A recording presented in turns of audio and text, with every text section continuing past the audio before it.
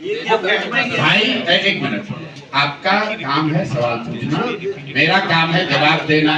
जरूरी नहीं है कि हम जो कहें उससे आप संतुष्ट हो जाए, संतुष्ट जनता को होना है। मेरे मत में जन सुराज के ओपिनियन में कोई इफ बट किंतु परंतु नहीं है।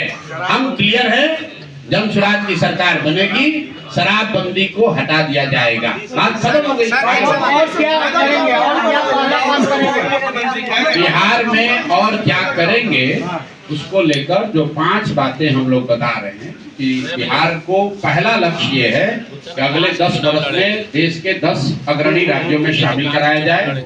और उस दिशा में जो 5 बातें हम लोग बता रहे हैं, पहली बात कि 15 साल से कम उम्र के बच्चों के लिए बेहतर विश्व स्तरीय शिक्षण की व्यवस्था की जाए, ताकि 10-15 साल से कम उम्र का कोई बच्चा आगे चलकर बिहार की व्यवस्था पर बोझ न बने। इसके लिए पूरा ब्लूप्रिंट दिया गया।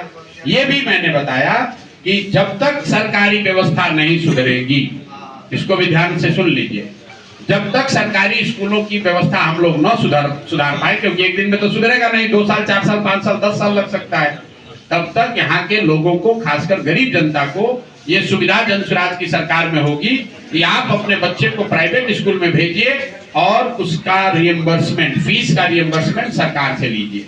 दूसरी बात जो हम लोगों ने बताई, जो जन सुराज का सबसे बड़ा मुद्दा है, वो है पलायन रोकने का, कि 1 साल के अंदर मजबूरी में किया जाने वाला पलायन हर हाल में रोक दिया जाएगा, ताकि 5, 7, 10 हजार रुपए के लिए किसी को अपना घर परिवार छोड़कर बाहर न जाना पड़े। और इसका भी पूरा ब्लूप्रिंट मैंने बताया है कि पलायन रोकने के लिए सबसे पहले पूंजी का पलायन रोका जाएगा। जब पूंजी का पलायन रुकेगा तो बुद्धि का पलायन रुकेगा, और जब पूंजी और बुद्धि का पलायन रुकेगा तो श्रम का पलायन अपने आप रुक जाएगा। तीसरी बात जो बताई गई कि जन सुराज ये चाहता है, हम लोग का ये मानना है कि मनरेगा को कृषि से सीधे तौर पर जोड़ा जाए, ताकि लोग जो खेती करते हैं वो फूड ग्रेन की खेती छोड़कर, खाने वाली खेती छोड़कर कमाने वाली खेती की दिशा में जाएं। और जो लोग भी ये करेंगे उनको मनरेगा के तहत मजदूर फ्री दिए जाएं। ये तीसरा एजेंडा है। चौथा एजेंडा जो है कि यहाँ पर घर घर में महिलाओं को, युवाओं को स्वरोजगार हो, इसके लिए सरकारी गारंटी पर उनको ऋण मिले और उस पर सिर्फ 4% ही सालाना ब्याज लगे। उसको 12%, 15%, 20%, 40% ब्याज न देना पड़े। ये जन सुराज की स्कीम है, यहाँ पर घर घर आमदनी बढ़ाने के लिए, रोजगार लाने के लिए। तो ये बातें हम लोग रोज कह रहे हैं, युवाओं के लिए, थोड़ा सा नीचे कर, किसानों के लिए, महिलाओं के लिए, बच्चों के लिए, और सबसे अंतिम में वृद्धों के लिए कि 60 साल से ज्यादा उम्र के लोग, महिला और पुरुष दोनों, उनको जो अभी 400 रुपया पेंशन मिल रहा है, दिव्यांगों को, विधवाओं को और बुजुर्गों को जो 400 रुपया पेंशन मिल रहा है, जन सुराज कह रहा है कि दिसंबर 2025 से उनको 2000 रुपए का पेंशन मिलेगा। प्रधान जी, क्या प्रधान जी बिहार ब्यूरोक्रेसी को आप कैसे देखते हैं? बिहार के डिप्टी सीएम कह रहे फाइल मांगता था, पुल गिरने का फाइल ही मुझे नहीं देता। भाई तो ये तो डिप्टी सीएम ही बताएंगे, हम क्या बताएंगे? बिहार की ब्यूरोक्रेसी दूसरे राज्यों के ब्यूरोक्रेसी से कोई बहुत अलग नहीं है। ब्यूरोक्रेसी के ऊपर जनता के चुने हुए प्रतिनिधि विधायक, मंत्री के तौर पर हैं, तो ये उन पर है कि वो ब्यूरोक्रेसी का इस्तेमाल कैसे करते हैं। जैसे हम लोगों ने देखा था लालू जी के राज में, सरकारी व्यवस्था तो यही थी, लेकिन अपराधी इतने हावी थे कि वो सब पर भारी थे। उसी तरह नीतीश कुमार जी के राज में अधिकारी इतने हावी हैं कि वो सब पर भारी हैं, वो विधायक पर भी भारी है, मंत्री और मुख्यमंत्री पर भी भारी है। अब जो पौधा 2 बरस पहले लगाया गया था वो धीरे धीरे बढ़कर थोड़ा बड़ा स्वरूप उसका हो गया है, संगठन बन गया है, पार्टी की अपनी गतिविधियां हैं। तो उसी के तहत मैं यहाँ एक कार्यक्रम में आया हूँ, और आने वाले 1.5-2 महीने में मैं पूर्वी चंपारण में 4-5 बार आऊँगा। प्रयास ये है कि हर अनुमंडल में कम से कम 1 बार जरूर आए, ताकि पार्टी से जुड़े हुए बहुत सारे साथी जो अब पार्टी में आधिकारिक तौर पर पदाधिकारी हैं, संगठन से जुड़े हुए हैं, उन लोगों से मुलाकात हो सके, साथ में यहाँ पर लोगों से भी मुलाकात हो, उनसे बातचीत हो सके।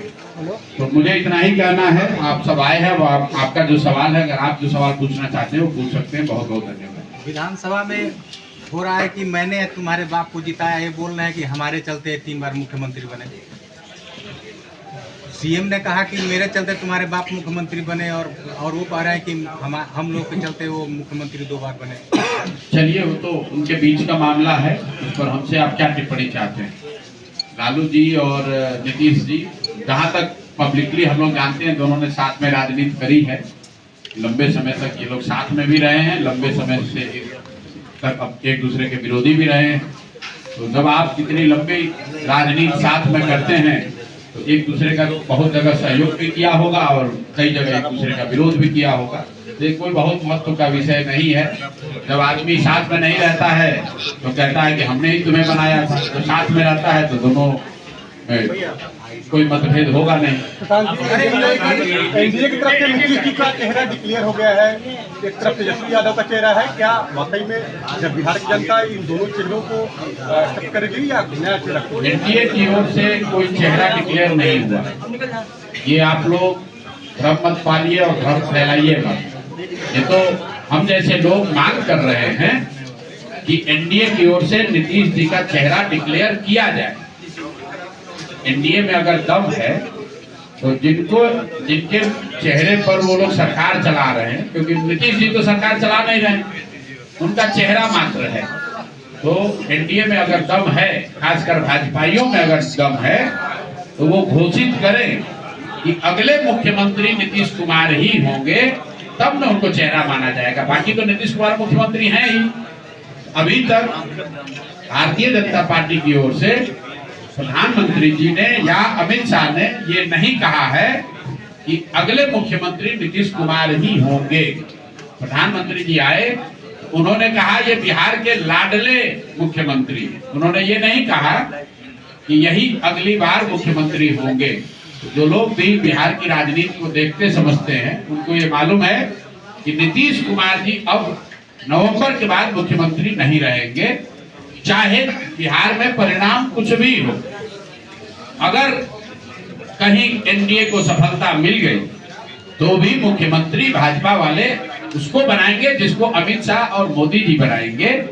बिहार के विधायक उसका चुनाव नहीं करेंगे। और अगर एनडीए को सफलता नहीं मिली तो भी नीतीश कुमार जी मुख्यमंत्री नहीं बनेंगे।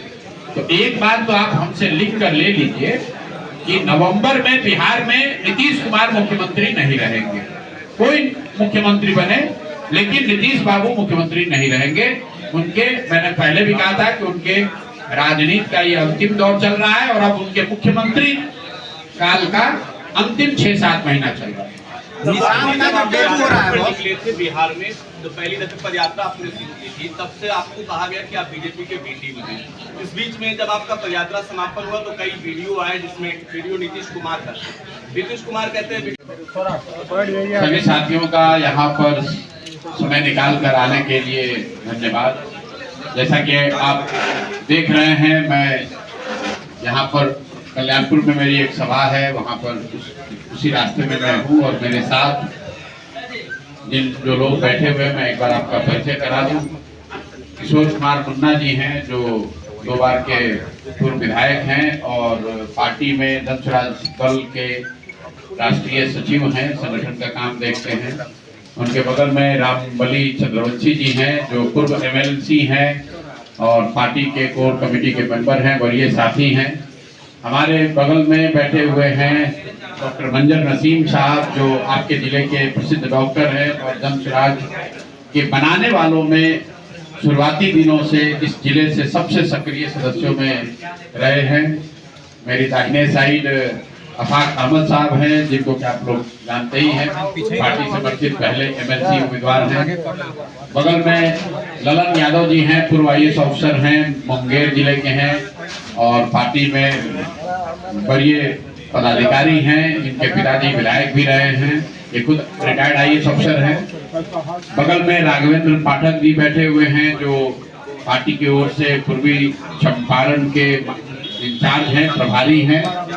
इसके पीछे जिला के युवा अध्यक्ष साहब हैं, पप्पू मिश्रा जी हैं, नहीं, एक बार आप सरवर साहब हैं जो पार्टी में उपाध्यक्ष हैं, तारिक चंपारनी साहब हैं जो इसी जिले से आते हैं, युवा साथी हैं, बहुत दिनों से हम लोग साथ जुड़े हैं। मुझे लगता है कि चंपारण से सबसे ज्यादा पदयात्रा करने वाले साथी हैं।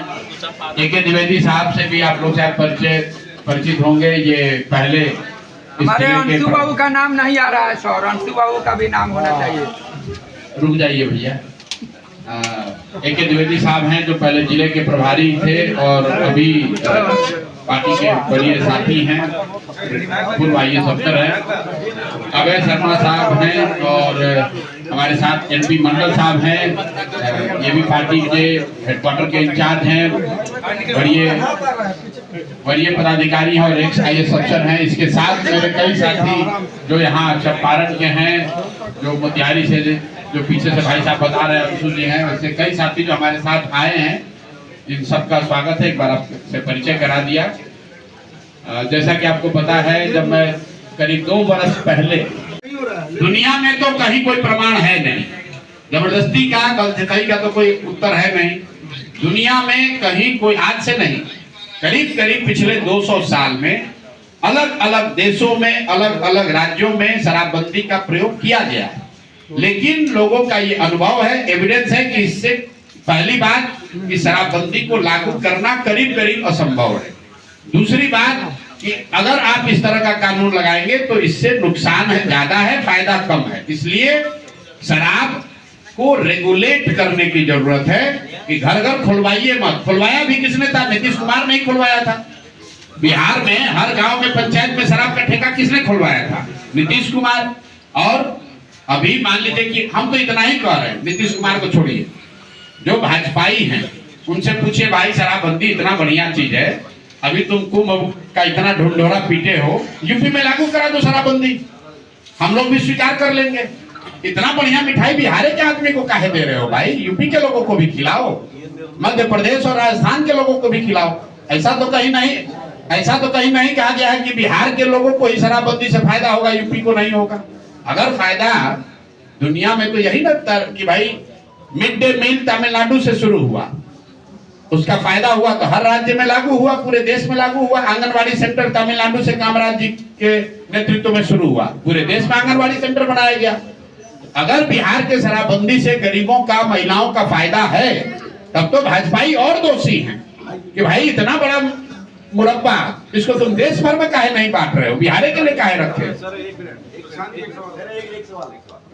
शराबबंदी का क्या नीतीश कुमार का ही एजेंडा था, तो बाकी पार्टियों ने समर्थन कर किया होगा उस वक्त, तो उसका एक वर्ग जो शराबियों का वर्ग है उनके अगेंस्ट हो गया।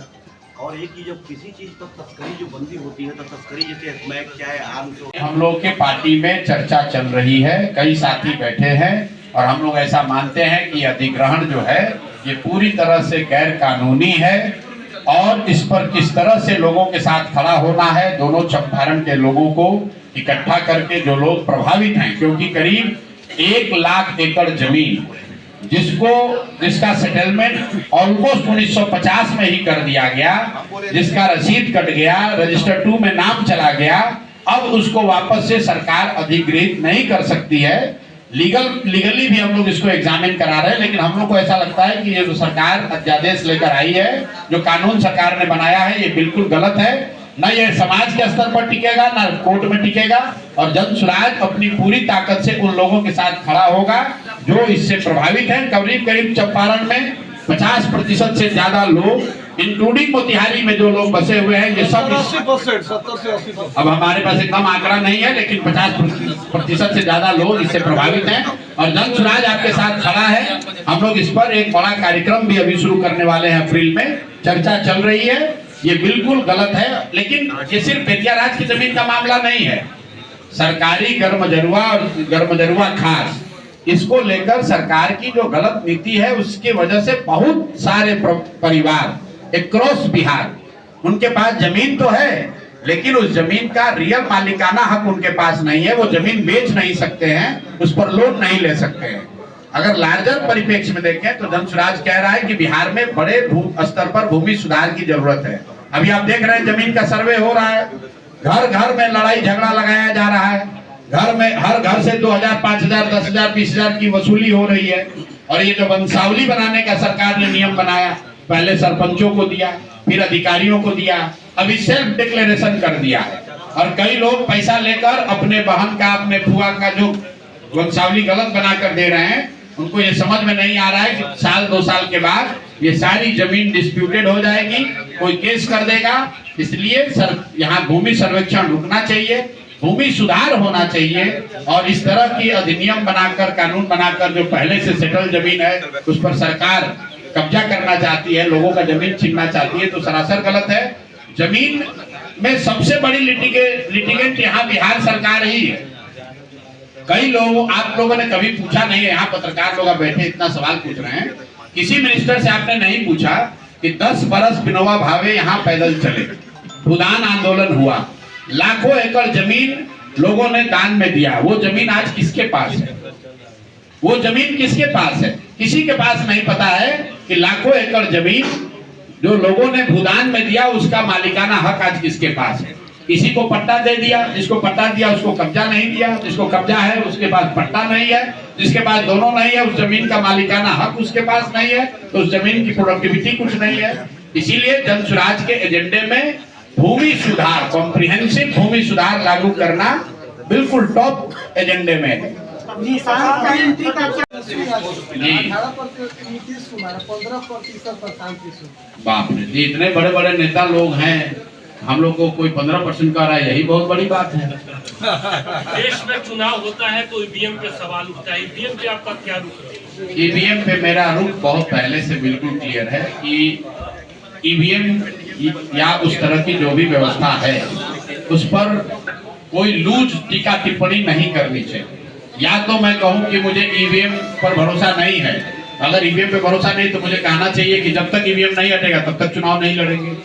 मैं मतलब जो भी राजनीतिक दल और नेता हैं, अगर उनको लगता है सही में उनके पास प्रमाण है या उनके पास साक्ष्य इस बात का है कि ईवीएम में हेराफेरी हो रही है, तो उन्हें उस बात का सिर्फ प्रेस वार्ता में विरोध नहीं करना चाहिए, उन्हें ये कहना चाहिए, सारे राजनीतिक दल जो विपक्ष में हैं अगर वो घोषणा कर दें कि भाई जब तक ईवीएम नहीं हटेगा तब तक हम लोग चुनाव नहीं लड़ेंगे, तब तो उसको सीरियसली कोई लेगा, कल ईवीएम हट जाएगा।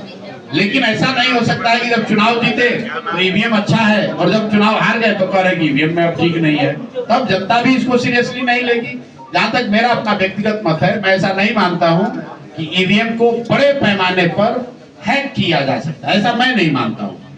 ईवीएम बदला जा सकता है, पहले जैसे बक्सा बदलता था वैसे आप ईवीएम बदल सकते हैं। वोटर लिस्ट में हेराफेरी हो रही है, वो सही बात है, हेराफेरी हो रही है। चुनाव आयोग भाजपा या केंद्र की सरकार की मदद करता है, हम लोग आज से नहीं 4 बरस 5 बरस पहले से कह रहे हैं। शेड्यूलिंग में मदद करता है, वोटर लिस्ट में मदद करता है, उनके प्रचार प्रसार में मदद करता है। एक शब्द आप बोल दीजिएगा आप पर आचार संहिता लागू हो जाएगा, मोदी जी अमित शाह कुछ भी बोलकर चले जाए उन पर कोई कार्रवाई नहीं होगी। तो मदद करने के लिए और कई तरीके हैं। ईवीएम हैक होना मुझे नहीं लगता है कि पूरे देश में ये संभव है। 10 लाख बूथ है और हर बूथ पर कम से कम 5 से 7 लोग हैं, उसमें पक्ष विपक्ष हर तरह के लोग हैं। ईवीएम अगर हैक होगा तो कहीं ना कहीं बात बाहर आ जाएगी। एक जो बात लोग चिंता की जरूर करते हैं कि ऐसा कैसे होता है कि जब भी माल फंक्शन का कोई रिपोर्ट आता है ईवीएम का तो उसमें से कमल का ही बटन क्यों दबता हुआ दिखता है। इसके अगर आप इसमें कंस्ट्रक्टिव सुझाव चाहते हैं तो इलेक्शन कमीशन जो गलती कर रहा है कि जिस दिन वोट होता है उसमें फॉर्म 17, 18, 19 को उनको जारी करना चाहिए 24 घंटे के अंदर, वो नहीं कर रहे।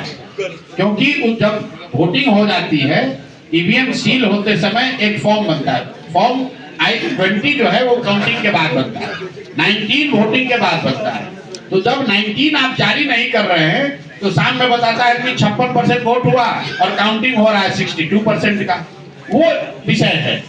अगर जो फॉर्म 19 आप जारी कर देंगे, बता देंगे कि भाई वोट पोल कितना हुआ, काउंटिंग उतनी ही होनी चाहिए। नियम ये है, कानून में लिखा यह है कि फॉर्म 19 पहले से वोट जो पोलिंग एजेंट है उसको मिलता है ईवीएम खुलने से पहले, और ईवीएम में उतना ही वोट काउंट होना चाहिए जितना फॉर्म 19 में लिखा है। लेकिन पिछले कई वर्षों से इलेक्शन कमीशन फॉर्म 19 को अपलोड ही नहीं कर रहा है। वो चिंता का विषय है। हैक करना मुझे ऐसा नहीं लगता है कि कोई ईवीएम को हैक कर सकता है, उससे पहले भी नहीं और बाद में भी नहीं, और उसके बाद 2029 में भी नहीं। इसको ध्यान से सुन लीजिए, 2025 में भी 243 लड़ेंगे, और चुनाव के बाद जितना भी सीट आए 2029 में भी 243 ही लड़ेंगे, एक सीट कम नहीं लड़ेंगे। तो गठबंधन का सवाल ही नहीं है, न पहले न बाद में। क्यों नहीं है? जब हम लोग व्यवस्था बदलने की बात कर रहे हैं, जब हम लोग दूसरे पार्टियों से अलग व्यवस्था की बात कर रहे हैं, तो किसी भी लेगेसी पार्टी के साथ अगर हम लोग जाएंगे तो फिर हमारी अपनी बात की क्रेडिबिलिटी नहीं रहेगी। इसीलिए हम लोग को 10 साल मेहनत करना मंजूर है, हारना मंजूर है, लेकिन किसी भी हालत में हम लोग गठबंधन नहीं करेंगे।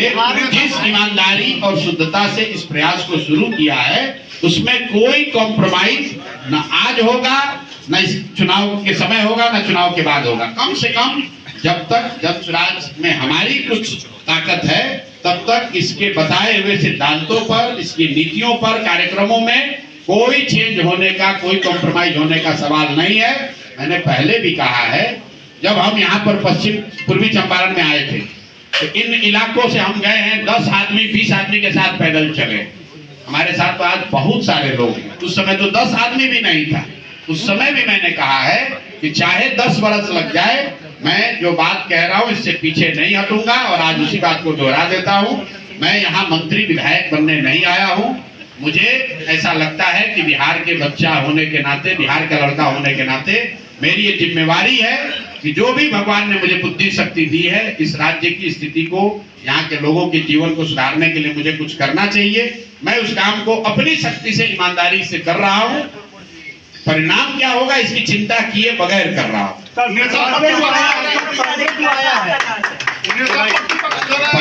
अभी तक 2.5 बरस हो गया, इनको यही नहीं पता चल रहा है कि पैसा आता कहाँ से। पूछते पूछते लोग थक गए, सुनते सुनते लोग थक गए। भाई पैसा कहाँ से आता है? आप तो लोग क्या कहते हैं, पैसा कहाँ से आएगा? जब पढ़ाई लिखाई करोगे। सुनो तो भाई, आप काहे घबराए जा रहे हो? पैसा लक्ष्मी कहाँ से आती है? लक्ष्मी आती है सरस्वती से। अगर आपके पास बुद्धि होगा, सरस्वती की कृपा होगी, तो लक्ष्मी आएंगी। तो जो हम काम करते हैं, आप डॉक्टर के पास जाते हैं, डॉक्टर के पास पैसा कहाँ से आता है? वो रोगी देखता है, उसके बदले में उसको पैसा मिलता है। तो हमने जो 10 साल काम किया है, बुद्धि का खाते हैं, बुद्धि से सलाह देते हैं, जो सलाह देते हैं उसके बदले में फीस लेते हैं। उसी फीस का इस्तेमाल बिहार के बेहतरी के लिए, इस प्रयास के लिए कर रहे हैं। राजनीतिक पार्टियों के द्वारा चुनाव लड़ाते रहे हैं, उससे पहले उपचुनाव में भी आपने कैंडिडेट दिया। क्या इस बार 2025 के विधानसभा चुनाव में आप भी चुनाव लड़ेंगे या अगर पार्टी ने तय किया तो निश्चित तौर पर चुनाव लड़ेंगे, उसमें कोई दिक्कत नहीं है। लेकिन अगर पार्टी ने तय किया कि चुनाव हमें व्यक्तिगत तौर पर नहीं लड़ना है, तो भी जनसुराज 243 सीट पर चुनाव लड़ना तय है, और उसकी घोषणा हम लोग पहले ही कर चुके हैं। लेकिन लड़ेंगे तो कहाँ से लड़ेंगे? अगर कहाँ से लड़ेंगे तो भैया, जहाँ से पार्टी तय करेगी वहां से लड़ेंगे। अभी हमारे नाम से, क्योंकि आप में से कुछ लोगों को पता होगा कि अभी जनसुराज में आवेदन की प्रक्रिया चल रही है। जिसको चुनाव लड़ना है वो लोग आवेदन दे रहे हैं। तो मेरी ओर से, मेरे नाम से किसी ने राघोपुर से आवेदन दिया है, लेकिन अभी एक तय नहीं हुआ है। पार्टी में अगर तय होगा तो विचार है, हो सकता है। मेरी नजर में ये देश वेलफेयरिस्ट स्टेट है एज पर द कॉन्स्टिट्यूशन, और सरकारी संसाधनों पर देश की जनता का, और जनता में जो पीछे छूट गए हैं लोग, उनका सबसे पहला अधिकार होना चाहिए। और जो लोग ये कह रहे हैं कि मुफ्त का अनाज या सरकार में जो पैसे गरीबों के लिए योजनाएं बनती हैं, वो कोई एहसान नहीं है। एक और बात आपको बता दें, कई लोगों को लगता है कि हम बहुत कम लोग टैक्स देता है और टैक्स पेयर का पैसा सरकार खर्च कर रही है गरीबों पर। ऐसी बात नहीं है। देश में रहने वाला कोई भी ऐसा आदमी नहीं है जो टैक्स नहीं दे रहा है। अगर आप नमक भी खरीदते हैं, उस पर भी 18%, 5-10% टैक्स दे रहे हैं। तो जो गरीब आदमी है वो अपने इनकम का बड़ा प्रोपोर्शन टैक्स दे रहा है अमीर व्यक्ति के बजाय। तो ये भ्रम मत पालिए कि जो इनकम टैक्स देता है वही टैक्स दे रहा है। सरकार के रेवेन्यू का सबसे बड़ा जरिया है जीएसटी, और जीएसटी यहाँ पर जो भिखारी बैठा है रोड के किनारे वो भी पे कर रहा है, आप भी पे कर रहे हैं, हम भी पे कर रहे हैं। तो ये बहुत एलिटिस्ट व्यू है कि बस 1-2 करोड़ लोग टैक्स दे रहे हैं और पूरा देश का जनता बैठ के खा रहा है। ऐसी बात नहीं है। 2 लाख करोड़ रुपया हर महीने जीएसटी कलेक्ट होता है। वो कलेक्ट होता है जो आप और हम पैसा रोज गमछा खरीद रहे हैं, कपड़ा खरीद रहे हैं, खाना खा रहे हैं, सब्जी ले रहे हैं, जिस पर टैक्स लगता है। तो हर देश का हर नागरिक टैक्स दे रहा है, और टैक्स से जमा हुए पैसे पर हर नागरिक का अधिकार है, और खासकर जो गरीब और पीछे रह गए लोग हैं उनका अधिकार ज्यादा है। ये नीतीश कुमार की प्रधानमंत्री बनने के फितूर की वजह से मुद्दा है, क्योंकि देश के ज्यादातर राज्यों में ये प्रावधान है कि वहाँ के लोकल विद्यार्थियों को, युवाओं को नौकरियों में वरीयता मिलती है। लेकिन चूंकि नीतीश कुमार जी के दिमाग में पिछले 5, 7, 10 सालों में अलग अलग समय में प्रधानमंत्री बनने का भूत सवार रहा है, तो इनके दिमाग में ऐसा रहा है कि दूसरे राज्यों के बच्चे अगर आकर बिहार में नौकरी पाएंगे, उन राज्यों में इनकी ब्रांड वैल्यू बढ़ेगी। यही कारण है कि बिहार का बच्चा बाहर जाकर मजदूरी कर रहा है, और जो गलत डोमिसाइल नीति की वजह से बाहर के लोग आकर बिहार में टीचर बन रहे हैं, नौकरी पा रहे हैं। तो बिल्कुल हम लोग अभी की डोमिसाइल नीति के विरोध में हैं। बिहार के बच्चों, जनसुराज की अगर सरकार बनेगी तो 2/3 सरकारी नौकरी बिहार के बच्चों के लिए रिजर्व की जाएगी, क्योंकि सबसे ज्यादा नौकरी की जरूरत बिहार के बच्चों की है। हम लोग अपने घर की जब चिंता नहीं करेंगे तो हम कर्नाटक के बच्चे को लाकर यहाँ कैसे दे पाएंगे? हम लोग के बच्चे पंजाब में, हरियाणा में, गुजरात में जाकर मजदूरी कर रहे हैं, और गुजरात के बच्चे आकर मोतिहारी में टीचर बन रहे हैं या नौकरी पा रहे हैं, तो सरासर गलत है। उनके शब्दों में यही खटारा मुख्यमंत्री ने उनको उप मुख्यमंत्री बना दिया तो विकास पुरुष दिख रहे थे, आज उनको मुख्यमंत्री पद से हटा दिया तो खटारा दिख रहे हैं। महत्वपूर्ण बात वो नहीं है। महत्वपूर्ण बात ये है कि नीतीश जी की सेहत चर्चा का आम विषय रही है पिछले 1-1.5 सालों में, और सबसे पहले इस पर टिप्पणी उनके मित्र और सहयोगी सुशील कुमार मोदी जी ने करी। नवंबर 2023 में विधानसभा के सामने स्वर्गीय सुशील मोदी जी ने कहा कि नीतीश जी के व्यवहार को देखकर लग रहा है कि उनको कोई मानसिक गंभीर बीमारी हो गई। हम लोगों ने नहीं कहा। तब नीतीश जी तेजस्वी जी के साथ थे। जब नीतीश जी भाजपाइयों के साथ चले गए तो तेजस्वी जी को खटारा दिख रहे हैं, और भाजपाई उनको विद्वान और एकदम सक्षम बता रहे हैं। हम लोग बस इतना ही कह रहे हैं कि मुझे भी ऐसा लगता है कि नीतीश जी की शारीरिक और मानसिक स्थिति अच्छी नहीं है। शारीरिक तौर से नीतीश जी थक गए हैं, मानसिक तौर पर स्वस्थ नहीं दिख रहे हैं, और हमने बार बार कहा है कि मेडिकल जांच करा के रिपोर्ट देनी चाहिए। अगर नहीं देना चाहते हैं तो उनकी हालात अभी ये है कि नीतीश जी अपने मंत्री परिषद के लोगों का नाम नहीं जान रहे। आप लोग इतना सवाल कर रहे हैं, एक बार नीतीश जी से खाली पूछिए कि आपके मंत्री परिषद में कौन लोग आपके साथी हैं। जिस व्यक्ति को अपने मंत्रियों का नाम नहीं मालूम है, वो आदमी बिहार कैसे चला रहा है और बिहार कैसे चल रहा है, इसका अंदाजा आप खुद लगा लीजिए। आपने नीतीश कुमार की कोई सभा पिछले देखी हो, कोई पत्रकार वार्ता आपने सुनी हो पिछले कई महीनों से? अभी वाल्मीकि नगर आ रहे हैं, दो दिन के बाद आप जरा कोई जाकर पूछ लीजिए। ना नीतीश जी कोई भाषण देंगे, ना कोई पत्रकार वार्ता करेंगे। वो सरकारी अफसरों के साये में आएंगे, बैठेंगे, और एक नियंत्रित एनवायरनमेंट में 2 बातें कही जाएंगी, और ये दिखाता है कि उनकी मानसिक शारीरिक स्थिति वो नहीं है जो पहले थी। सर, जो सर्वे आया है बिहार का, रूल है कि जो व्यक्ति राजनीति में नहीं है मैं उस पर टीका टिप्पणी नहीं करता हूँ। लालू जी के 9 बच्चे, लेकिन उनके उन बच्चों पर मैं टिप्पणी नहीं करता हूँ जो राजनीति में नहीं है। नीतीश जी राजनीति में हैं, टीका टिप्पणी उन पर हो सकती है, उनके कामकाज पर हो सकती है, सरकार पर हो सकती है, सरकार की नीतियों पर हो सकती है। उनके परिवारजनों पर जो राजनीति में नहीं है उस पर मैं टिप्पणी नहीं करता हूँ। आप पत्रकार हैं, आपका विशेषाधिकार है, आपको जो कहना है कहिए, मुझे कुछ उस पर टिप्पणी नहीं। पहले से हो रहा होगा। अगर ताकत का एहसास नहीं हो रहा होता, अगर हम लोग की कोई ताकत नहीं होती, कोई वजूद नहीं होता, तो इतने सारे पत्रकार बंधु आप लोग गर्मी में क्यों आ रहे होते? कुछ तो थोड़ा बहुत ताकत होगा तभी आप आए हैं। रैलियों से ताकत नहीं दिखाई जाती। जनसुराज की ताकत इसकी सोच है, इसकी ईमानदारी और शुद्धता है, पदयात्रा के दौरान जुड़े हुए लाखों साथी हैं। ये किसी एक व्यक्ति का दल नहीं है, ये वो दल नहीं है जिसको 5, 7, 10 लोगों ने पटना में, दिल्ली में बैठकर बनाया है। हजारों लाखों लोग इसको मिलकर बनाए हैं, दिल से जुड़े हैं। कुछ उसमें सक्रिय हैं, कुछ नहीं सक्रिय हैं, लेकिन संगठन जो है वो गीली मिट्टी से दीवार के बनाने जैसा। आप एक परत बनाते हैं, फिर वो सूखता है, फिर उस पर और मिट्टी डाली जाती है। धीरे धीरे ये संगठन खड़ा होगा और यही इसकी ताकत है। जन स्वराज से जुड़ा हुआ हर वो व्यक्ति जो बिहार में बदलाव चाहता है और जिसका भरोसा इस बात पर है कि जन स्वराज ये बदलाव कर सकता है, ताकत जन स्वराज की वो है। जन स्वराज की ताकत गांधी मैदान की रैली नहीं है।